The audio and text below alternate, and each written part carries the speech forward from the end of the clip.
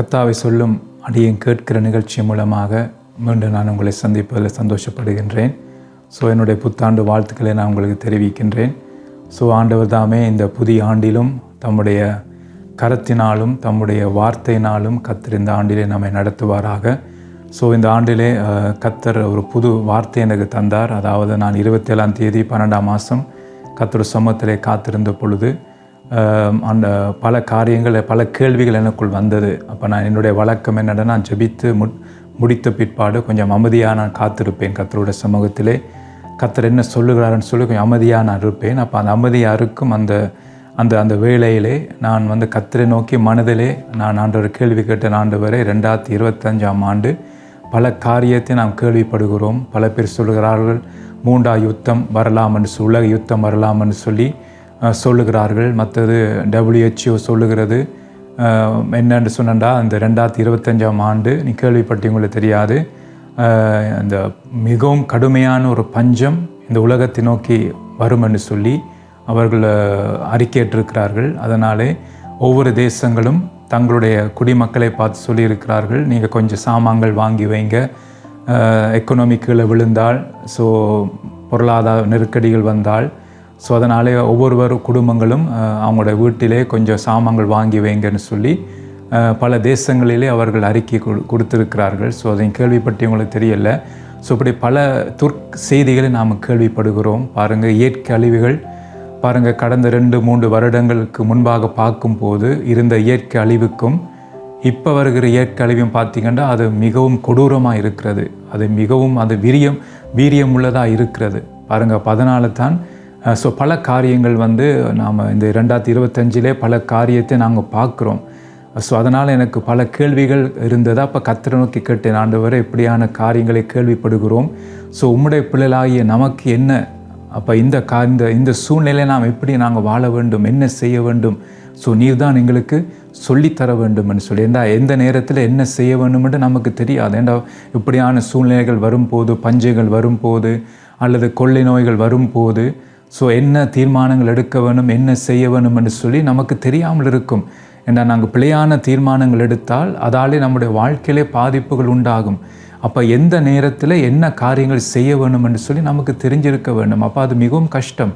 அப்போ நம்முடைய சொந்த மாமிச ஞானத்தினாலேயோ நம்முடைய பலத்தினாலேயோ நாம் தீர்மானங்கள் எடுத்தால் அது காலப்போக்கில் அதாலே நமக்கு பாதிப்பு ஏற்பட பார்க்கும்.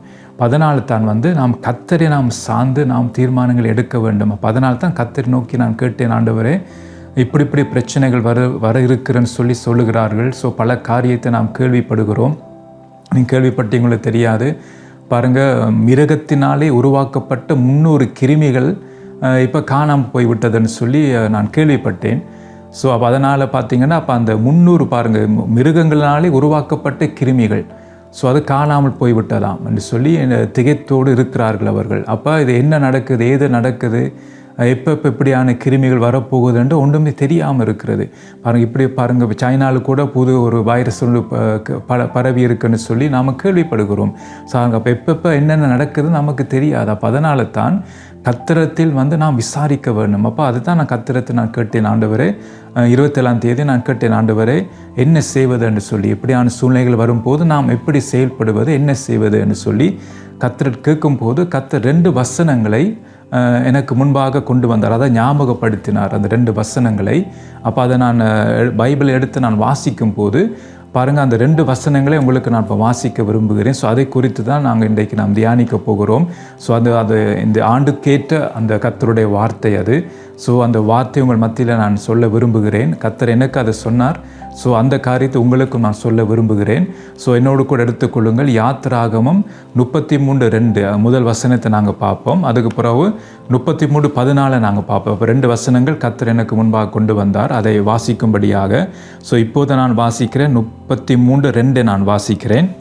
நான் ஒரு தூதனை உங்களுக்கு முன்பாக அனுப்பி கானானியனையும் எமோரியனையும் ஏத்தியனையும் பெரிசியனையும் ஏவியனையும் எபூசியனையும் துரத்தி விடுவேன்.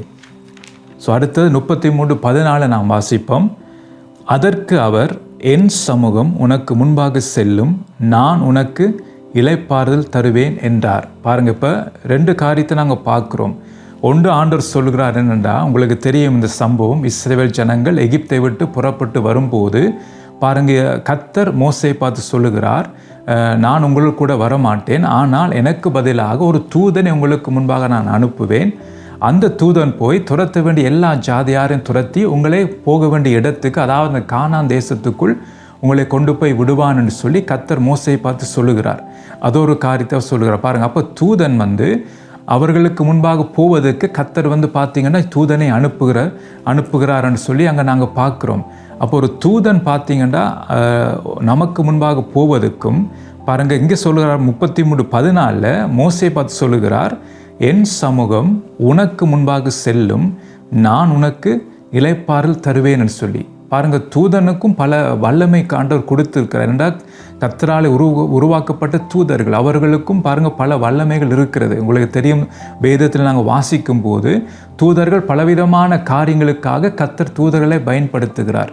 அதை நாங்கள் பார்க்குறோம். பார்த்தீங்கன்னா செய்தி கொண்டு போவதற்கும் ஆண்டவர் தூதர்களை பயன்படுத்துகிறார். தான் நாங்கள் பார்க்குறோம். மரியாளுக்கு போய் செய்தி கொண்டு போய் கொடுக்கறதுக்காக பாருங்கள் அங்கே பார்க்குறோம், காபிரியேல் தூதனை கர்த்தர் அங்கே அனுப்புகிறார். அதான் லூக்கா 1:28 நாங்கள் பார்க்கலாம் அந்த காரியத்தை.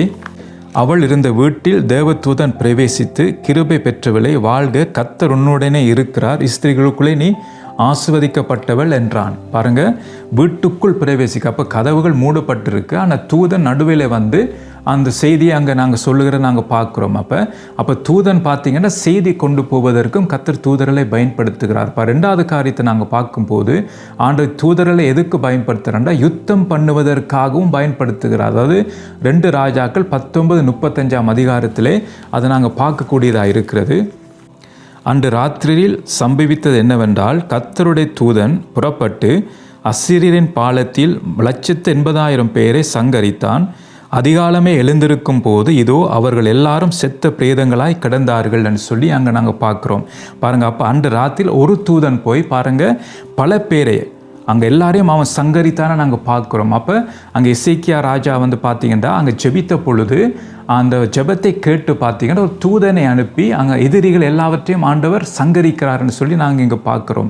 அது இன்னொன்று நாங்கள் பார்க்குறோம். பார்த்தீங்கன்னா உதவி செய்வதற்காகவும் கர்த்தர் பார்த்தீங்கன்னா தூதர்களை அனுப்பி உதவி செய்கிறான்னு சொல்லி நாம் அந்த சங்கீதத்தை நாங்கள் பார்க்குறோம். 91 சங்கீதத்திலே நம் கால்கள் நம்முடைய பாதம் கல்லி இடராதபடிக்கு அவர் தங்கள் கைகளினாலே நாம் ஏந்தி கொண்டு போகிறார்கள்னு சொல்லி அங்கே சங்கீதம் 91 சங்கீதத்தை நாங்கள் பார்க்குறோம்.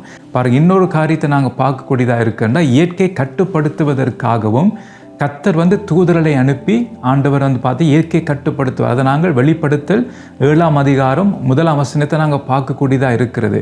ஸோ அந்த வாசிங்க தெரியும், அந்த 4 தூதர்கள் பார்த்தீங்கன்னா 4 காற்றுகளை பிடித்து கொண்டு இருந்தார்கள்னு சொல்லி அங்கே கர்த்தருடைய வார்த்தை சொல்லுகிறது. பாருங்கள், அப்போ தூதர்களுக்கும் பார்த்தீங்கன்னா வல்லமை இருக்கிறது. அதனால தான் பார்த்தீங்கன்னா அப்போ நாங்கள் தூதர்கள் பார்க்கும்போது பார்த்தீங்கன்னா உதவி செய்கிறதுக்காக இருக்கிறார்கள், அந்த பிரதான தூதர்கள் இருக்கிறார்கள்.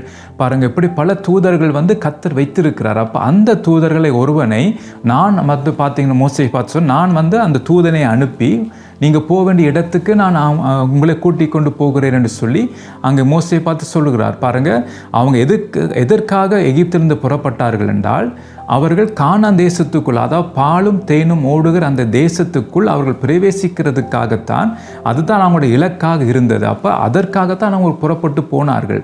அப்போ கர்த்தர் அவங்க சொன்ன மாதிரியே அவர்களை அங்கே கூட்டி போவேன் என்று சொல்லி, ஆனால் நான் வர மாட்டேன், ஆனால் ஒரு தூதனை நான் அனுப்பி நீங்கள் போக வேண்டிய அந்த கானான் தேசத்துக்குள் நீங்கள் போவதற்கு நான் ஒரு தூதனை அனுப்பி அதுக்கு தடையாக இருக்கிற எல்லா ஜாதிகளையும் நான் துரத்தி விடுகிறேன். பாருங்கள், அப்போ பார்க்க போனால் கர்த்தர் நம்மை நடத்தினா என்ன, ஒரு தூதன் நம்மை நடத்தினா என்ன, நாம் போக வேண்டிய இடத்துக்கு போனால் காணும் என்று சொல்லி மோசே இருக்கவில்லை. பாருங்கள், அவங்க அதுக்காக தான் புறப்பட்டாங்க, எகிப்து தேசத்தை விட்டு அதுக்காக தான் புறப்பட்டாங்க. பாலும் தேனும் ஓடுகிற தேசத்துக்கு போவதற்கு, அவர்கள் ஆசீர்வாதமான அந்த தேசத்துக்கு போவதற்கு கர்த்தர் பார்த்தீங்கன்னா அவர்களை அந்த இடத்துக்கு கூட்டி போகிறதுக்கு தூதனை அனுப்புகிறேன்னு சொல்லுகிறார். ஆனால் மோசே பார்த்தீங்கன்னா ஆண்டவரே பரவாயில்ல, நீங்கள் வராட்டாலும் பரவாயில்ல, அந்த தூதனை அனுப்பும், நாங்கள் போகிறோம் என்று சொல்லி மோசே அங்கே சொல்லவில்லை. பாருங்கள், மோசே அவர் என்ன சொல்லுகிறார் பார்த்தீங்கன்னா 33ஆம் அதிகாரம், யாத்திராகம் 33ஆம் அதிகாரம் 15-16 வசனங்களை நாம் வாசிக்கும் போது, அப்பொழுது அவன் அவரை நோக்கி, உம்முடைய சமூகம் என்னோட கூட செல்லாமல் போனால் எங்களை இவ்விடத்திலிருந்து கொண்டு போகாதிரும், உமக்கும் உமது ஜனங்களுக்கும் உம்முடைய கண்களிலே கிருபை கிடைத்தது என்பது எதினால் அறியப்படும், நீர் எங்களோடே வருவதினால் அல்லவா? இப்படியே பூமி மேலுள்ள ஜனங்கள் எல்லாரிலும் நானும் உம்முடைய ஜனங்களும் விசிஷ்டவர்கள் என்று விளங்கும் என்றான். பாருங்கள், அப்போ இங்கே நாங்கள் பார்க்கும்போது பாருங்கள், மோசே அதை ஒத்துக்கொள்ளவில்லை.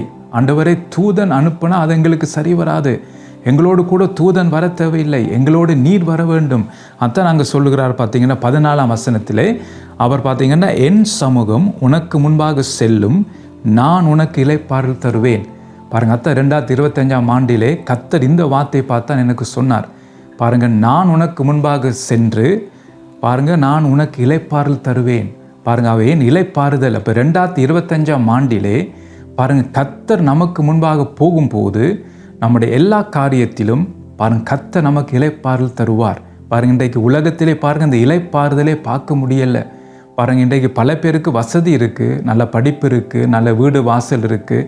ஸோ அவர்களுக்கு நல்ல வசதி இருந்தாலும் கூட அநேகருடைய வாழ்க்கையில பார்த்தீங்கன்னா இளைப்பாறுதல் இல்லை.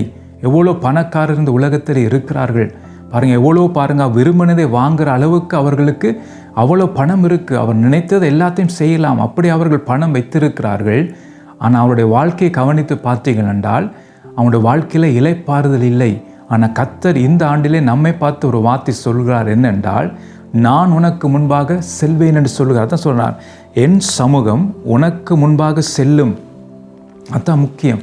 பாருங்கள், இப்போ இந்த ஆண்டிலே பாருங்கள் பலவிதமான துர்ச்செய்திகள் நாம் கேள்விப்படுகிறோம். பாருங்கள், உங்களுக்கு தெரியும் எவ்வளோ துர்ச்செய்திகள். இப்போ பாருங்கள், ஜனவரி மாதம் துவங்கி பாருங்கள் எவ்வளோ செய்தி நாம் கேட்கிறோம். துர்ச்செய்திகள், எவ்வளோ அழிவுகளை நாங்கள் பார்க்குறோம். அமெரிக்காவில் நடக்கிறதை நீங்கள் பார்க்குறீங்க. அந்த தீயினால் எவ்வளோ அழிவு அங்கே ஏற்பட்டது என்று நாங்கள் பார்க்குறோம். பாருங்கள், அப்போ அந்த ஜனவரி மாதம் துவங்கி பாருங்கள் கொஞ்ச நாட்களிலே இவ்வளோ தீமைகள் நடந்து கொண்டு வருகிறது. அப்போ இனி வரும் காலங்கள் எப்படிப்பட்டது இருக்குமோ நமக்கு தெரியாது. என்ன நடக்குது ஏது நடக்குதுன்னு நமக்கு தெரியாது. அப்போ பாருங்கள், அப்போ கர்த்தர் இந்த ஆண்டில் நமக்கு முன்பாக அவருடைய சமூகம் நமக்கு முன்னால் போனால்தான் பல தீமைகளுக்கு நாம் காக்கப்படுவோம்.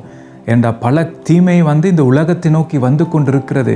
அப்போ நானும் நீங்களும் காக்கப்பட வேணும் என்றால் கர்த்தருடைய சமூகம் நமக்கு முன்பாலே போனால் தான் அது முடியும், மற்றபடி அது முடியாது. அதான் கர்த்தர் சொல்லுகிறார், என் சமூகம் உனக்கு முன்பாக செல்லும், நான் உனக்கு இளைப்பாறுதல் தருவேன். அப்போ அதை பாருங்கள், மோசே அது தெரிந்திருந்தார். பாருங்கள், அப்போ கர்த்தருடைய சமூகம் முன்பாக போவதற்கும் ஒரு தூதன் போவதற்கும் வித்தியாசம் இருக்குது. தூதனுக்கு பல வல்லமைகள் இருக்குத்தான். ஒரு தூதனாலே ஒரு சேனை முழுவதும் சங்கரிக்க முடியும். பாருங்கள், ஒரு தூதனாலே பார்த்தீங்கன்னா ஒரு செய்தி கொண்டு போக முடியும். கதவுகள் பூட்டப்பட்டு இருந்தாலும் பாருங்கள் அந்த வீட்டின் நடுவில் செய்தியை கொடுக்க முடியும். பாருங்கள், அப்போ தூதராலும் பல காரியங்கள் செய்ய முடியும். ஆனால் ஒரு தூதன் போவதற்கும் கர்த்தர் போவதற்கும் வித்தியாசம் இருக்குது. அதான் உங்களுக்கு நான் காட்ட விரும்புகிறேன். பாருங்கள், அப்போ மோசேக்கு அது தெரிந்தது. கர்த்தருடைய சமூகம் வந்தால்தான் நம்முடைய வாழ்க்கையிலே பாருங்கள் நன்மைகள் உண்டாகும். பாருங்கள், அப்போ கர்த்தர் நம்மோடு கூட வருவதற்கும் ஒரு தூதன் பார்த்தீங்கன்னா முன்பாக செல்வதற்கும் வித்தியாசம் இருக்குது. பாருங்கள், உங்களை காட்ட விரும்புகிறேன். ஒரு தூதன் செய்ய வேண்டிய அவன் வேலையை அவன் செய்வான். அதுக்காக ஒரு வசனத்தை உங்களை நான் காட்ட விரும்புகிறேன். 2 சாமுவேல் 24ஆம் அதிகாரம் 15-16 உள்ள வசனங்களை நான் வாசிக்கிறேன். அப்பொழுது கர்த்தர் இஸ்ரவேலிலே அன்று காலமே தொடங்கி குறித்த காலம் வரைக்கும் கொள்ளை நோயை வரப்பண்ணினார். அதனால் தான் முதல் பேர் செபா மட்டுமுள்ள ஜனங்களில் 70,000 பேர் செத்து போனார்கள். தேவதூதன் எருசலேமை அழிக்க தன் கையை அதன் மேல் நீட்டின போது கர்த்தர் அந்த தீங்குக்கு மனஸ்தாபப்பட்டு ஜனங்களை சங்கரிக்கிற தூதனை நோக்கி, போதும், இப்போது உன் கையை நிறுத்து என்றார். அந்த வேளையில் கர்த்தருடைய தூதன் எபூசியனாகிய அர்வானாவின் போரடிக்கிற களத்திற்கு நேரே இருந்தான் என்று சொல்லி இங்கே நாங்கள் பார்க்குறோம். பாருங்கள், அப்போ ஒரு தூதன் அவன் கர்த்தர் என்ன சொல்லுகிறாரோ அந்த வேலையை அவன் செய்வான், யோசிக்க மாட்டான். சொன்ன வேலையை அவன் அப்படியே செய்வான். தான் தூதனுடைய வேலை. நிறுத்தன்னா நிறுத்துவான், செய்யன்னா செய்வான். பாருங்கள், அப்போ அந்த காரியத்தை நாங்கள் பார்க்கும்போது நிறுத்தன்னு சொன்னும்போது உடனே நிறுத்திட்டார். சொல்லல, ஆண்டவர் என்னை கொஞ்சம் தூரம் தான் இருக்குது, ஸோ மிச்ச காரியத்தை எல்லாரையும் சங்கரித்துட்டு நான் நிப்பாட்டுறேன்னு சொல்லி தானாகவே முடிவெடுத்து அந்த காரியத்தை தூதன் செய்யவில்லை. அப்போ கர்த்தர் நிறுத்தன்னு சொன்னால் அந்த தூதன் உடனே நிறுத்திட்டான்.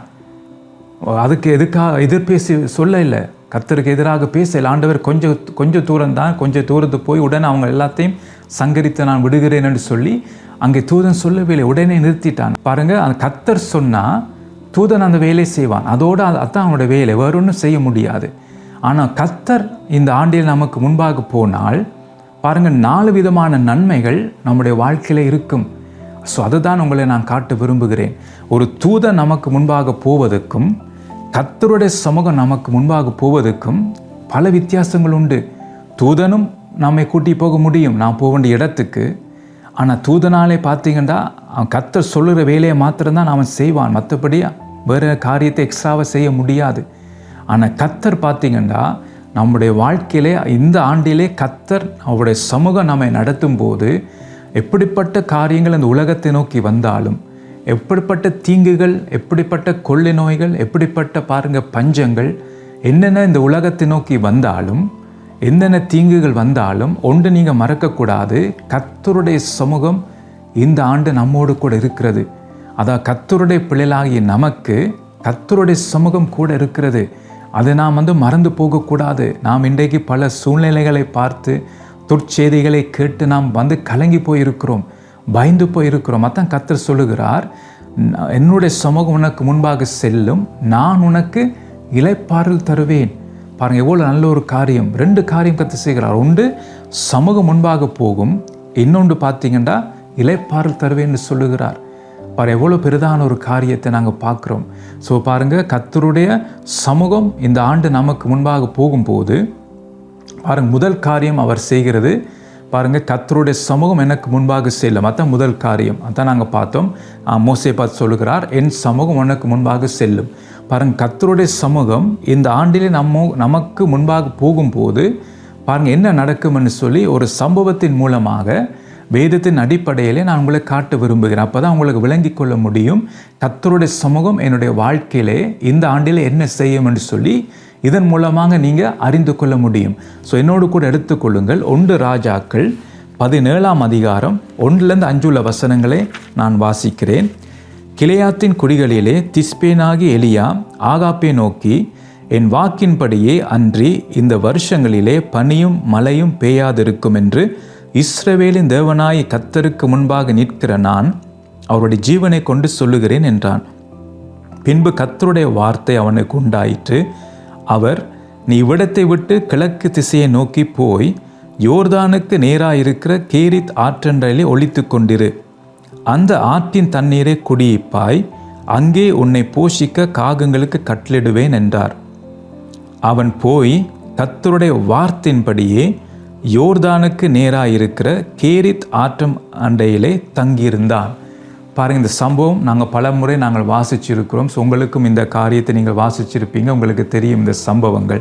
பாருங்க, நாங்கள் பார்க்கும்போது பாருங்கள் கர்த்தர் சொல்லுகிற காரியத்தை நாங்கள் பாருங்கள் கர்த்தர் எப்படி செயல்படுகிறான்னு பாருங்கள். கர்த்தருடைய சமூகம் பாருங்கள். எலியா முதல் வசனம் சொல்லுகிறார் பார்த்தீங்கன்னா, என் வாக்கின்படி அன்றி இந்த வருஷங்களிலே பனியும் மழையும் பெய்யாதிருக்கும் என்று இஸ்ரவேலின் தேவனாய் கர்த்தருக்கு முன்பாக நிற்கிற நான் அவருடைய ஜீவனை கொண்டு சொல்லுகிறேன் என்று சொல்லி பாருங்கள் சொல்லுகிறார். அப்போ என்ன அர்த்தம்னு பார்த்தீங்கன்னா, மழையும் பனியும் பெய்யாமல் போனால் என்ன நடக்கும் பாருங்கள், பஞ்சம்தான் வரும். அப்போ அதனால தான் பார்த்தீங்கன்னா அப்போ கர்த்தருக்கு அது தெரியும். அதாவது மழையும் பனியும் நின்று போனால் பூமியிலே செடிகள் மரங்கள் எல்லாம் அப்படி பட்டு போயிடும், அது அப்படியே மரித்து போயிடும் அந்த காரியங்கள். அப்போ எல்லாம் பாருங்கள் அந்த இடங்கள் எல்லாம் பஞ்சம் தான் உண்டாகும். அப்போ அது கர்த்தருக்கு தெரிந்தது. அதனால் தான் பார்த்தீங்கன்னா அடுத்த வசனம் சொல்கிற 2வது வசனம், பின்பு கர்த்தருடைய வார்த்தை அவனுக்கு உண்டாயிற்று. அதுதான் முக்கியம். அப்போ இன்றைக்கு இந்த ஆண்டிலே கர்த்தருடைய வார்த்தையின்படி தான் நாம் செயல்பட வேண்டும். அப்போ எலியா பார்த்தீங்கன்னா சொல்லுகிறார், என் வாக்கின்படியே அன்றி இந்த வருஷங்களில் பனியும் மழையும் பெய்யாதிருக்கும்னு சொல்லி. அப்போ அது பெய்யாதிருந்தால் பாருங்கள் அடுத்த நடக்க போகிறது என்னென்னா பஞ்சம் தான் வரும். ஆனால் பார்த்தீங்கன்னா கர்த்தர் பார்த்தீங்க எப்படி கர்த்தருடைய சமூகம் பாருங்கள் எலியாவை எப்படி நடத்துகிறதுன்னு பார்த்தா, கர்த்தருடைய வார்த்தை அவனுக்கு உண்டாயிற்று. அவர் என்ன சொல்கிறார் பாருங்கள், இப்போ ஐடியா கொடுக்குறார் அவன் எப்படி செயல்பட வேண்டும் என்று சொல்லி. கர்த்தர் பார்த்தீங்கன்னா அந்த அவனுக்கு ஆலோசனை கொடுக்குறார். தான் கர்த்தருடைய சமூகம் நம்முடைய வாழ்க்கையில செய்கிற காரியம். அப்போ கர்த்தருடைய சமூகம் நமக்கு முன்பாக போகும்போது, இந்த ஆண்டு கர்த்தருடைய சமூகம் நமக்கு முன்பாக போகும்போது பாருங்கள் கர்த்தர் நம்முடைய வாழ்க்கையில் செய்கிற காரியங்களை தான் இந்த வார்த்தை மூலமாக நாங்கள் பார்க்குறோம். பாருங்கள், அப்போ எலியாவோட வாழ்க்கையில பார்க்கும்போது எலியா சொல்லிட்டார், இப்படி என்னுடைய வாக்கியம்படி இப்படி மழையும் பெய்யாது பனியும் வராதுன்னு சொல்லிட்டார். ஆனால் அதுக்கு அடுத்தது எலியாவுக்கும் தான் பாதிக்கும் அது.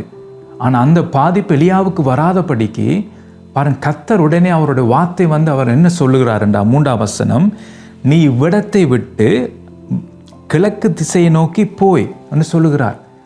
அப்போ ஆண்டவர் பாருங்க சொல்லுகிறார், நீ எங்கே போக வேணும் என்று சொல்லுகிறார். பாருங்க, இன்றைக்கு வந்து பல பேர் என்ன செய்வோம்னா, பல பிரச்சனைகளினாலே நான் பல தீர்மானங்கள் எடுக்கிறோம். பாருங்க, சில நேரம் பார்த்தீங்கன்னா, இப்போ சில என்ன சொல்லுவாங்க, பாருங்க, இந்த தேசத்தை நாம் இருக்கிற தேசத்தில் நாம் இனி வாழ முடியாது அண்ட் எல்லா பக்கம் பார்த்தாண்டா நெருக்கமாக இருக்கிறது. பாருங்கள், உணவு பற்றாக்குறையாக இருக்கிறது. ஸோ பஞ்சம் இந்த தேசத்தில் நாங்கள் இருக்கிற தேசத்தில் வந்து விட்டது. ஆனால் சில பேர் சொல்லுவாங்க, வாங்க அந்த லண்டன் தேசத்திலே அங்கே சாப்பாடு கொடுக்குறார்கள், அங்கே நல்ல வசதி இருக்கிறது. ஸோ அங்கே போகணுமென்றால் நம்முடைய குடும்பத்தை நாம் காத்து கொள்ளலாம். ஸோ அங்கே வந்து உதவியெல்லாம் கொடுக்குறார்கள். ஸோ அங்கே நாம் போவோம் என்று சொல்லி நாம் என்ன செய்கிறோம்னா, செய்திகளை கேட்டு மற்றவர்களுக்கு சொல்லுகிற செய்தியை கேட்டுட்டு நாம் என்ன செய்கிறோம்னா, அப்படிப்பட்ட தேசங்களுக்கு, அதாவது நமக்கு நன்மை உண்டாகத்தக்க தேசங்களுக்கு, நமக்கு நன்மை வரத்தக்க தேசங்களுக்கு நாம் என்ன செய்வோம்னா புறப்பட்டு போகிறோம். அப்போ பாருங்கள், அப்போ நாமாவே தீர்மானங்களை எடுத்து இந்த சூழ்நிலையில் மத்தியில் பஞ்சமோ ஏதோ கொள்ளை நோயோ ஏதோ காரியமாக இருக்கும்போது அதன் நடுவிலே நாம் என்ன செய்கிறோம்னா, சூழ்நிலைக்கு ஏற்ற விதமாக நாம் தீர்மானங்களை எடுத்து சில நேரம் நாம் இருக்கிற இடத்தை விட்டு நாம் வந்து வேற எங்கேயும் நாங்கள் போகலாம். ஆனால் இங்கே நாங்கள் பார்க்கும்போது கர்த்தர் சொல்லுகிறார், அவர் என்ன சொன்னி, இப்போ இருக்கிற இந்த இடத்தை விட்டு நீ எங்கே போகணும்னு பார்த்தீங்கன்னா கீழ் திசை நோக்கி போ. அவருடைய டைரக்ஷனை சொல்லுகிறார். நீ இந்த இடத்தை விட்டு போன்னு சும்மா சொல்லவில்லை, நீ இடத்தை விட்டு நீ எங்கே போகணும், கீழ் திசை நோக்கி போ என்று சொல்லுகிறார். அதோடு நிறுத்தவில்லை. பாருங்க, யோர்தானுக்கு நேராக இருக்கிற கேரித் ஆற்றண்டையிலே ஒளித்து கொண்டிரு. பாருங்கள், சரியாக அந்த டைரக்ஷனை சொல்லுகிற, எப்படி நீ போக வேண்டும், மற்ற எந்த இடத்துல நீ தங்கியிருக்க வேண்டும், எங்கே ஒழித்து கொள்ள வேண்டும் என்று சொல்லி கர்த்தர் சரியாக பாருங்கள் அந்தந்த காரியத்தை சொல்லி கொண்டு வாரார். இதுதான் கர்த்தர் இந்த ஆண்டிலே நமக்கு வாழ்க்கையில் செய்ய போகிற காரியம் இதுதான். அப்போ கர்த்தருடைய சமூகம் வந்து நமக்கு முன்பாக போகும்போது நமக்கு பாருங்கள் என்ன நடக்கு ஏது நடக்கு நமக்கு தெரியாது. பாருங்கள், எதிர்காலம் எப்படி இருக்கும்னு நமக்கு தெரியாது. சில நேரம் சொல்லுவோம், பல பேர் சொல்லுவாங்க, இந்த தேசத்தை விட அந்த தேசம் நல்ல நன்மைகள் கிடைக்கும், அங்கே நல்ல வசதி இருக்குன்னு சொல்லி சொல்வார்கள். ஆனால் அங்கே நாங்கள் போகும்போது, அவருடைய சொல்லை கேட்டு அந்த இடங்களுக்கு நாங்கள் போகும்போது அங்கே நிலைமை மாறலாம், அங்கே ஒரு மோசமான சூழ்நிலை வரலாம். அதுபோல் எங்கே நாம் ஓடுவது? எந்த இடம் பூமியில் எந்த இடங்களும் சுற்றி போனாலும் எல்லா இடங்களிலும் பஞ்சம் வரதான் செய்யும், எல்லா இடங்களையும் கொள்ளை நோய் வரத்தான் செய்யும். அப்போ கர்த்தர் நம்மை நடத்தாவிட்டால் நம்முடைய ஞானத்தை பயன்படுத்தி, நம்முடைய திறமையை பயன்படுத்தி, நம்முடைய பணத்தின் பலத்தை நாம் பயன்படுத்தி நாம் எந்த மூலைக்கு போனாலும் அங்கேயும் ஆபத்து நம்மை கிட்டி வரும். அதனால தான் வந்து கர்த்தர் நம்மை நடத்த வேண்டும். கர்த்தருடைய ஆலோசனை நமக்கு மிக மிக முக்கியம் இந்த ஆண்டிலே. இந்த ஆண்டு ஒரு மோசமான ஒரு ஆண்டாக இந்த ஆண்டு இருக்கிறது. அப்போ பாருங்கள், அப்போ பல தீமைகள் இந்த தேசத்தை நோக்கி, பல இடங்களை நோக்கி, பல தேசங்கள் பல இடங்களை நோக்கி பல தீமைகள் வர இருக்கிறது. பாருங்கள், எல்லா காரியத்தையும் பாருங்கள் எச்சரிக்கிறார்கள். பல காரியங்கள் இந்த பூமியை நோக்கி வருன்னு சொல்லி பாருங்கள். இன்னொரு பக்கம் இயற்கை அழிவுகள் பாருங்கள் அதிகரித்து கொண்டு வருகிறது. எந்த இடத்துல எங்கெங்கே பூமி அதிர்ச்சி வருகிறதுன்னு நமக்கு தெரியாது. திடீரென்று பார்த்தீங்கன்னா செய்தி வரும், பூமி அதிர்ச்சி வராத இடத்துல பார்த்தாண்டா அங்கே பூமி அதிர்ச்சி வந்திருக்குன்னு சொல்லி செய்தி அங்கே சொல்லுகிற நாங்கள் கேள்விப்படுகிறோம். பாருங்கள், இப்படி பல காரியங்கள் வந்து இந்த ஆண்டிலே வரலாம். அப்போ அதனால தான் வந்து நாம் அந்த சூழ்நிலையை பார்க்காமல் கர்த்தரை நாங்கள் பிடித்து கொள்ள வேண்டும் இந்த ஆண்டு. அதுதான் கர்த்தர் எனக்கு சொன்னது. இந்த ஆண்டிலே வந்து நாம் கர்த்தரை பிடித்தால்தான் நாம் தப்ப முடியும், மற்றபடி தப்ப முடியாது. அதனால தான் கர்த்தர் நம்மை பார்த்து எச்சரிக்கிறார். நாம் தப்ப வேணுமென்றால் கர்த்தர் நம்மை பார்த்து எச்சரிக்காரும் இதுதான். பாருங்கள், அப்போ எலியாவை பாருங்கள் எப்படி நடத்துகிறார் என்று சொன்னால், ஆட்டங்கண்டு ஒழித்து கொண்டீர் என்று சொல்லி. ஆனால் அது மாத்திரமல்ல, அடுத்தது 4ஆம் வசனம் சொல்லுகிறது, அந்த ஆற்றின் தண்ணீரை குடிப்பாய், அங்கே உன்னை போஷிக்க காகங்களுக்கு கட்டளிடுவேன் என்றார். பாருங்க, கர்த்தர் பார்த்தீங்கன்னா அவர் என்ன சொல்லுகிறார், ஆற்றம் அடையிலே அந்த இடத்துல நின்று அங்கே தண்ணீரை குடிக்க வைக்கிறார். அந்த இடத்துல ஒழித்து கொண்டு சொல்லி, ஏன்னா மனுஷனுக்கு தண்ணீர் தேவை பாப்பா. அதனால் அந்த ஆற்று தண்ணீரை குடிக்கிறதுக்காக அந்த இடத்தை நீ ஒழித்து கொண்டு கர்த்தர் சொல்லி, அப்புறம் சாப்பாட்டுக்கு என்ன செய்யணும் பார்த்தீங்கன்னா ஒரு காகத்தை கர்த்தர் கட்டளிடுகிறார். அதான் பாருங்கள், கர்த்தர் வந்து மிருகங்களையும் கொண்டு நம்மை போஷிக்க முடியும். கர்த்தர் நமக்காக இயற்கையை கூட மாற்ற முடியும். அதான் நான் சொல்லுகிறேன். அப்போ கர்த்தருடைய சமூகம் நமக்கு முன்பாக போனால் சூழ்நிலை கேட்ட விதமாக கர்த்தர் நமக்கு செயல்படுத்துவார். பாருங்கள், ஒரு தூதன் அப்படி செய்ய முடியாது. தூதன் அந்த சொன்ன வேலையை மாத்திரம் செய்வான். அந்த ஜாதிகளை துரத்திட்டு கொண்டு போய் சேர்த்துடுவான். தான் அவன் தூதனுடைய வேலை. ஆனால் கர்த்தர் பார்த்தீங்கன்னா இந்த ஆண்டில் என்னென்ன சூழ்நிலைகள் நம்மை சுற்றி வருகிறது, என்னென்ன பிரச்சனைகள் வருகிறது நமக்கு தெரியாது, ஆனால் கர்த்தருக்கு தெரியும். அப்போ கர்த்தர் பார்த்தீங்கன்னா அதுக்கேற்ற விதத்திலே நம்மை நடத்துவார். அவருடைய வார்த்தை நமக்கு வரும். நாம் என்ன செய்ய வேணுமென்று அவர் சொல்லுவார். எந்த இடத்துக்கு நாம் போக வேணுமென்று நமக்கு சொல்லுவார். என்ன செய்ய வேணுமென்று நமக்கு கற்றுத்தருவார். அப்போ அதனால தான் கர்த்தருடைய சமூகத்தை நாம் பிடித்துக்கொள்ள வேண்டும், கர்த்தரை பிடித்துக்கொள்ள வேண்டும். இந்த கடைசி காலத்திலே, இந்த 2025ஆம் ஆண்டிலே கர்த்தரை நாம் விட்டுவிடக்கூடாது. கர்த்தரை நாம் இறுக பற்றி கொள்ள வேண்டும் என்று அவர்தான் இந்த ஆண்டிலே நம்மையும் நம்முடைய குடும்பத்தையும் நம்முடைய பிள்ளைகளையும் அவர்தான் நடத்த வேண்டும். மற்றபடி பார்த்தீங்கன்னா நம்முடைய பணத்தை சார்ந்தோம் என்றால், நம்முடைய படிப்பை சார்ந்தோம் என்றால், நம்முடைய வசதியை சார்ந்தோம் என்றால், சூழ்நிலைகள் மாறும்போது, கொள்ளை நோய்கள் பாருங்கள் பரவி கொண்டு வரும்போது, பாருங்கள் பஞ்சங்கள் வரும்போது நமக்கு இருக்கிற பணம் நமக்கு உதவி செய்யாது. எத்தனை பேர் பணத்தை வச்சு நாம் சாப்பிட முடியும்? யோசிச்சு பாருங்கள். இப்போ அரசாங்கம் சொல்லுகிறது கொஞ்சம் சாமான்கள் வாங்கி வைங்கன்னு சொல்லி. சார், எவ்வளோ காலம் என்று நான் சாமானை வாங்கி வைக்கலாம்? ஒரு 3 வருஷம் பஞ்சம் இருக்கும்போது, 4 வருஷம் பஞ்சம் இருக்கும்போது என்னடு நாம் உயிர் வாழ்வது? நான் வாங்கின பொருட்கள் எல்லாம் கொஞ்ச காலத்தான் இருக்கும். அதுக்கு பிறகு எங்கே வாங்குறது? பணம் இருக்கும், ஆனால் சாப்பாடு சாமான் வாங்குவதற்கு வசதி இருக்காது, அது பொருட்கள் இருக்காது வாங்குவதற்கு. அப்போ எங்கே நாங்கள் போவது? கர்த்தர் தான் நம்மை போஷிக்க வேண்டும். அதான் நீங்கள் நாங்கள் பார்க்குறோம். எலியாவின் வாழ்க்கையிலே கர்த்தர் எப்படி நடத்துகிற விதத்தை பாருங்கள். அவர் வடியாக சொல்கிற, அவருக்கு தெரியும் பஞ்சம் வரப்போக இருந்தால் மழையை நிப்பாட்டியாச்சு, பனியை நிப்பாட்டியாச்சு, அடுத்தது வரும் நிச்சயமாக பஞ்சம்தான். அப்போ எலியா அதில் மாட்டுப்படக்கூடாது. அதனால தான் நான் எலியா பார்த்து சொல்லுகிறார், உடனே நீ போ, அந்த எந்த இடத்துக்கு போக வேணும், எங்கே நீ தங்க வேண்டும் என்று சொல்லி எல்லாம் ஆண்டவர் பெர்ஃபெக்டாக அதுக்கேற்ற பிளானை கொடுக்குறார் அந்த பஞ்சம் வர்றதுக்கு முன்பாகவே. அதே போல் தான் இந்த நாட்களிலே என்னென்ன தீங்கு வருகிறதுன்னு நமக்கு தெரியாது, ஆனால் கர்த்தருக்கு தெரியும். அப்போ கர்த்தரை நாங்கள் பிடித்தோம் என்றால், கர்த்தருடைய சமூகத்தை நாம் சார்ந்தோம் என்றால், அவர் எல்லாவற்றையும் முன்பாகவே நமக்கு எச்சரித்து நம்மை ஆயத்தப்படுத்துவார். அந்த தீங்கு நம்மை பற்றி கொள்ளாது. உலகத்தில் அந்த தீங்கு வரலாம், உலகத்தை நோக்கி அந்த பஞ்சம் வரலாம், உலகத்தை நோக்கி அந்த காரியங்கள் வரலாம். அது தேவனை நம்பியிருக்கிற நாங்கள் நமக்கு அந்த பாதிப்பு வராதபடிக்கு கர்த்தர் பார்த்தீங்கன்னா நம்மை தயவாக முதலில் நமக்கு எச்சரித்து நாம் செய்ய வேண்டிய காரியங்களை நமக்கு சொல்லி அந்த ஆபத்தோ அந்த பஞ்சமோ அந்த கொள்ளை நோயை நம்மை நெருங்காதபடிக்கு கர்த்தர் நம்மை நடத்துவார். அதுதான் கர்த்தர் செய்கிற, கர்த்தருடைய சமூகம் செய்கிற காரியங்க. இப்போ அடுத்த காரியத்தை நாங்கள் பார்க்கும்போது பார்த்தீங்கன்னா 8ஆம் வசனம் சொல்லும்போது, அப்பொழுது கர்த்தருடைய வார்த்தை அவனுக்கு உண்டாயிற்று. திரும்பவும் கர்த்தருடைய வார்த்தை உண்டாகிறது. நீ எழுந்து சீதோனுக்கு அடுத்த சாரிபாத் ஊருக்கு போய் அங்கே தங்கியிரு, உன்னை பராமரிக்கும்படி அங்கே இருக்கிற ஒரு விதவைக்கு கட்டளையிட்டேன் என்றார். பாருங்க, அப்போ உங்களுக்கு தெரியும் பஞ்சம் அப்படி மழை பெய்யாட்டா அந்த ஆற்றிலே ஓடுகிற தண்ணீர் அப்படி கொஞ்சமாக இல்லாமல் போய் விட்டுரும். பாருங்க, அப்போ காகம் எங்கிருந்து அந்த போஜனத்தை கொண்டு வந்ததோ தெரியாது. சொல்ல போகிறது பாருங்க, காகங்கள் அவனுக்கு விடிய காலத்தில் அப்பமும் இறைச்சியும், சாயங்காலத்தில் அப்பம் இறைச்சியும் கொண்டு வந்தது.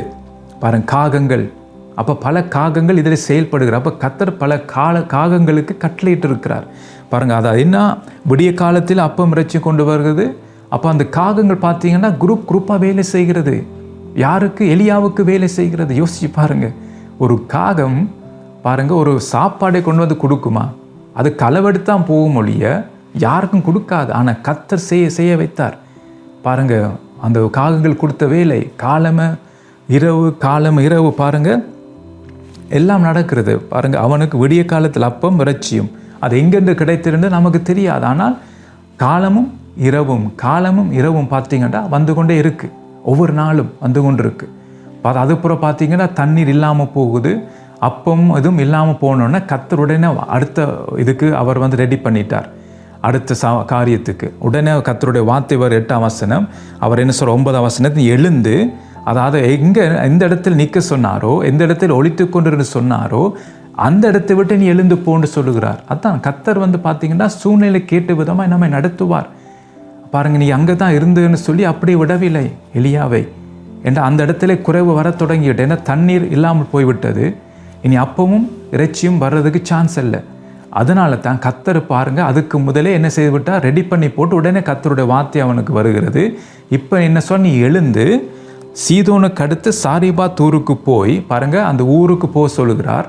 ஆனால் அந்த ஊருக்கு போய் அங்கே தங்கி இரு, உன்னை பராமரிக்கும்படி அங்கே இருக்கிற ஒரு விதவைக்கு கட்டளையிட்டேன். பாருங்க, அப்போ அந்த ஊரிலே பல விதவைகள் இருந்திருக்கலாம். ஆனால் அந்த விதவைகள் மத்தியிலே ஒரு விதவை கர்த்தர் ஆயத்தப்படுத்தி இருக்கிறார். அந்த சம்பவத்தை ஃபுல்லாக நீங்கள் வாசிச்சிங்கன்னா உங்களுக்கு தெரியும். அப்போ அந்த விதவை ஏற்கனவே அவக்கே பஞ்சம்தான், அவக்கே பாருங்க பிரச்சனை தான். ஏன்னா அவள் வந்து மகனும் அவளும் சாகிறதுக்கு அவங்க ஒரு விறகை பொறுக்கி அப்பம் செய்து சாப்பிட்டு சாகுவோம்ட்டு தான் அவங்க இருக்கிறாங்க. அப்போ அந்த பாருங்க, அந்த விதவையை கர்த்தர் ஆயத்தப்படுத்தி இருக்கிறார். அங்கே எலியாவை போக சொல்லி, அப்போ எலியா அங்கே போய் பாரு, அங்கே தங்கி இருக்கும்போது பாருங்க கர்த்தர் அற்புதம் செய்கிறார். அங்கே சொல்லப்பட்டிருக்கு 15 வசனத்தை பார்க்கும்போது 14 நான் வாசிக்கிறேன். கர்த்தர் தேசத்து மேல் மலையை கட்டளையிடும் நாள் மட்டும் பானையின் மா செலவழிந்து போவதும் இல்லை, கலசத்தின் எண்ணெய் குறைந்து போவதும் இல்லை என்று இஸ்ரவேலின் தேவனாய கர்த்தர் சொல்லுகிறார் என்றார். பாருங்க, எவ்வளோ அதிசயம் பாருங்க. இயற்கைக்கு அப்பாற்பட்ட விதத்திலே கர்த்தர் செயல்படுகிற நாங்கள் பார்க்குறோம். அப்போ இந்த ஆண்டிலே கர்த்தருடைய கரத்தை இப்படி தான் நாங்கள் பார்ப்போம். ஒவ்வொரு நாளும் கர்த்தர் நம்முடைய வாழ்க்கையில் செயல்படுவதை நாங்கள் பார்த்து அதிசயப்படுவோம். கர்த்தர் செய்கிற விதத்தை நாங்கள் பார்த்து நாங்கள் ஆச்சரியப்படுவோம். கர்த்தர் இயற்கை அப்பாற்பட்ட விதத்தில் செயல்படுகிறான்னு சொல்லி. அப்போ இந்த ஆண்டிலே இப்படி தான் கர்த்தருடைய கரத்தை நாங்கள் பார்ப்போம். நம்முடைய வாழ்க்கையிலே கர்த்தர் செய்கிற நன்மைகள் இப்படி தான் நாங்கள் பார்ப்போம். கர்த்தர் இயற்கைக்கு அப்பாற்பட்ட விதத்திலே இந்த ஆண்டிலே கர்த்தர் நம்மை நடத்துவார். அவருடைய சமூகம் நமக்கு முன்பாக போகும்போது இயற்கைக்கு அப்பாற்பட்ட விதத்திலே கர்த்தர் செயல்படுவதை நாங்கள் பார்ப்போம். பாருங்கள், அவள் போய் எலியாவின் சொற்படியை செய்தால் அவளும் இவனும் அவள் வீட்டாரும் அநேக நாள் சாப்பிட்டார்கள். 15ஆம் வசனம் பாருங்க, அநேக நாள். அப்போ எவ்வளோ நாள்னு பார்த்தண்டா 18ஆம் அதிகாரம் 1ஆம் வசனம் சொல்லுகிறது, அநேக நாள் சென்று 3ஆம் வருஷமாகையில். பாருங்க, அப்போ அந்த அநேக நாள் பார்த்தீங்கன்னா எத்தனை வருஷமாயிட்டு? 3ஆம் வருஷமாயிட்டு. அப்போ 3 வருஷம் பாருங்க, பானையில் எண்ணெய் குறைந்து போகவில்லை, மா குறைந்து போகவில்லை. பாருங்க, கர்த்தர் 3 வருஷம் அவர்களை பூஷித்தார். கர்த்தர் எல்லாம் ஆயத்தப்படுத்திட்டார். பாருங்க, அதான் நான் சொல்லுகிறேன், நம்முடைய ஞானத்தை வச்சு நம்முடைய திறமையை வச்சு நான் பல காரியத்தை அந்த பிரச்சனைந்து வெளியில் வருவதுக்கு நான் செயல்படலாம். ஆனால் அதெல்லாம் குறுகினது தான்.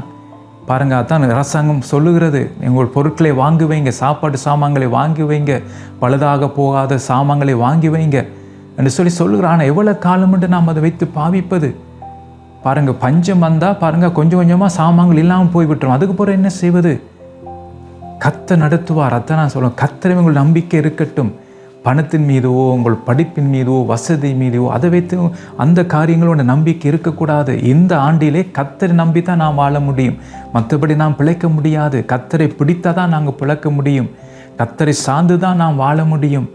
கர்த்தருடைய சமூகம் நமக்கு முன்னால் போனால்தான் கர்த்தர் எல்லாவற்றையும் ஆயத்தப்படுத்தி நமக்கு அதை சொல்லுவார். நாம் எங்கே போக வேண்டும், எங்கே நாம் தங்கியிருக்க வேண்டும், என்ன செய்ய வேண்டும், எல்லாம் கர்த்தர் அந்தந்த நேரத்தில் நமக்கு சொல்லி நம்மை எச்சரித்து நம்மை பாதுகாத்து நடத்துவார். அதான் கர்த்தருடைய கரம் செய்கிற காரியம். அப்போ இதில் நாம் கவனமாக இருக்க வேண்டும். பாருங்கள், அப்போ இந்த காரியத்தை நாங்கள் பார்க்கும்போது 3 வருஷம் பாருங்கள் கர்த்தர் அற்புதம் செய்தார். எலியாவையும் ஆண்டவர் போஷித்து காப்பாற்றினார். ஆயத்தப்படுத்தின அந்த விதவையும் விதவையினுடைய மகனையும் கர்த்தர் பாதுகாத்தார். பாருங்கள், மற்ற இடங்களில் என்ன மாதிரி நடந்திருந்த வேதம் சொல்லவில்லை. பாருங்கள், 3 வருஷம் எல்லாரும் கஷ்டப்பட்டிருப்பாங்க. பல பேர் மரித்திருப்பார்கள், சாப்பாடு இல்லாமல், தண்ணீர் இல்லாமல். ஆனால் இவர்களுக்கு பார்த்தீங்கன்னா எந்த குறையும் இருக்கவில்லை. அதான் கர்த்தருடைய சமூகம் செய்கிற காரியம். அதான் கர்த்தர் மோசையை பார்த்து சொன்னார், என் சமூகம் உனக்கு முன்பாக செல்லும், நான் உனக்கு இளைப்பாறுதல் தருவேன் என்று சொல்லி. பாருங்கள், அப்போ அந்த வார்த்தையை நாம் பிடித்துக்கொள்ளும். இந்த ஆண்டிலே இந்த கர்த்தர் நிச்சயமாக நம்முடைய வாழ்க்கையில் பெரிதான காரியங்களை செய்வார். பாருங்கள், உலகத்தை நம்மை சுற்றி என்ன நடந்தாலும் பாருங்கள், அது உலகத்துக்கு அது பாதிப்பை கொண்டு வரும். ஏனென்றால் அது உலகத்தை அந்த பாதிப்பு அவர்கள் வரும். ஏனென்றால் அவர்கள் பார்த்தீங்கன்னா அவர்கள் நம்பி இருக்கிறது பாருங்கள், அவங்களுடைய பணம், அவங்களுடைய படிப்பு, அவங்களுடைய வசதி, அவங்களுடைய திறமைகள். ஸோ அதை தான் அவங்க சார்ந்து கொண்டிருக்கிறாங்க, அதை தான் பிடித்து கொண்டிருக்கிறாங்க. பாருங்கள், அப்போ அதெல்லாம் பாதிக்கப்படும் போது அவங்க திகைத்து கொண்டிருப்பாங்க, என்ன செய்வதுன்னு திகைத்து கொண்டிருப்பாங்க. ஆனால் நானும் நீங்களும் கர்த்தரை பிடித்து கொள்ளும் போது கர்த்தருடைய சமூகம், ஆண்டவரே எனக்கு என்னுடைய குடும்பத்துக்கு முன்பாக ஆண்டவரே உம்முடைய சமூகம் போக வேண்டும் என்று சொல்லி நான் விட்டு கொடுக்கும்போது, கர்த்தாவை நீங்கள் நடத்துங்க இந்த ஆண்டிலே. ஆண்டவரே என்ன நடக்குது, ஏது நமக்கு ஒன்றுமே தெரியாது, என்ன வரப்போகுதுன்னு நமக்கு தெரியாது. ஆனால் ஒன்று மட்டும் தெரியும் ஆண்டவரே, உம்முடைய சமூகம் அப்பா எங்களுக்கு முன்பாக செல்லுகிறது, அது மட்டும் எனக்கு தெரியும். ஆகவே நீர் எங்களை கைவிட மாட்டீர் ஆண்டவரே.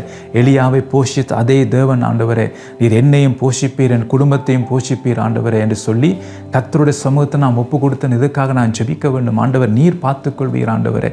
நீர் நேற்றும் மீண்டும் என்று மாறாதவர். எலியாவின் தேவன் நீர் இன்னும் உயிரோடு இருக்கிறீர் ஆண்டவரே. நீர் எங்களையும் நடத்த போதுமானவராக இருக்கிறீர். பஞ்ச காலம் வரும்போது கர்த்தர் எங்களை திருப்தியாக போஷித்து நடத்துவீர். பாருங்க, அவர்கள் திருப்தியாக சாப்பிட்டிருப்பார்கள் என்றால் எடுக்க அது வந்து கொண்டே இருந்தது. பாருங்க, செலவழிந்து போகவே இல்லை. 3 வருடம் பாருங்க, எடுத்து அவங்க சாப்பிட்டு கொண்டு இருந்திருக்கிறாங்க. எவ்வளோ அற்புதம் என்று பாருங்க. இதுதான் இந்த ஆண்டிலே இப்படி தான் கர்த்தர் செய்ய போறார். இனி கர்த்தரை நம்பி இருக்கிறவர்களுக்கு, கர்த்தரை சார்ந்து இருக்கிறவர்களுக்கு, யார் கர்த்தருடைய சமூகம் முன்பாக போக வேணும் என்று விரும்புகிறார்களோ அவர்கள் எல்லாரும் கர்த்தர் இப்படி தான் செயல்படுவார். சில பேர் ஒரு கூட்டம் இருக்கு, தூதன் போனால் காணும், எங்களுக்கு வர வேண்டிய நன்மைகள் வந்தால் காணும் என்று நன்மையை பிடித்து கொண்டிருப்பாங்க. அப்போ நன்மையை நமக்கு தேவையில்லை, கர்த்தரை நாங்கள் பிடிக்க வேண்டும். அப்போ தூதனை அனுப்பி கர்த்தர் அந்த கானான் தேசத்தை கூட்டி போவார், அது அவரால் முடியும். ஆனால் அது எங்களுக்கு பெருசு இல்லை, கானானுக்கு போவது பெருசு இல்லை, கர்த்தர் நம்மோடு வரும். அதான் மோசே சொல்லுகிறார், நீர் எங்களோடு கூட வருவதில் தான் நாங்கள் விசேஷித்தவர்கள், மற்றபடி அல்ல. கானான் தேசத்துக்கு போகிறபடியாக நாங்கள் விசேஷித்தவர்கள் அல்ல, நீர் எங்களுக்கு கூட வருவதனால் தான் விசேஷித்தவர்கள். அப்போ நானும் நீங்களும் விசேஷித்தவர்களாய் மாற வேண்டும் என்றால் கர்த்தருடைய சமூகம் இந்த ஆண்டிலே நமக்கு முன்பாக போக வேண்டும். பாருங்கள், அதுதான் முக்கியம். சுமிச்ச காரியத்தை அடுத்த முறை நாங்கள் பார்ப்போம். ஸோ அடுத்த முறை நான் மீண்டும் உங்களை சந்திக்கிறேன்.